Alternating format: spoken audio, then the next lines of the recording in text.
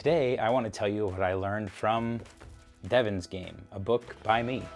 Obviously, I keep saying my name is Dave. It is. I write under the name JD Todd for reasons I won't go into here. Devin's Game was my second novel, and what I learned from this book is to trust myself. When I sat down to write Devin's Game, in my mind, what it was a story about a teenage kid with Asperger's, similar to my son, Dylan, who decided to use role-playing games to navigate their way through life. So they would look at all of their daily tasks through the lens of an RPG. So instead of having to ask a girl out on a date, they would have to rescue the princess. Or instead of having to do chores, they had to grind to level up.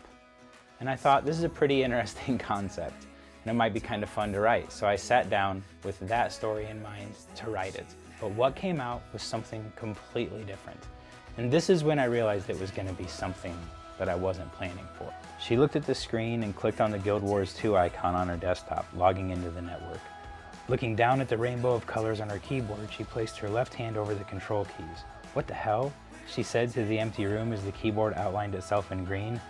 This time, she also had the distinct impression of the words Razer Huntsman Elite Gaming Keyboard hovering slightly above the keyboard, much in the same way that objects were highlighted in many RPGs. "Well, this is not good," she said, squeezing her eyes shut. "Not only am I talking to myself, I'm also seeing things. Easy, Devin. The road to crazy is a short one." So when that sentence came out, I kind of thought to myself, like, wait, so she's actually seeing the updates in real life? I don't know that that makes sense. Is she going crazy? Spoiler alert, she wasn't.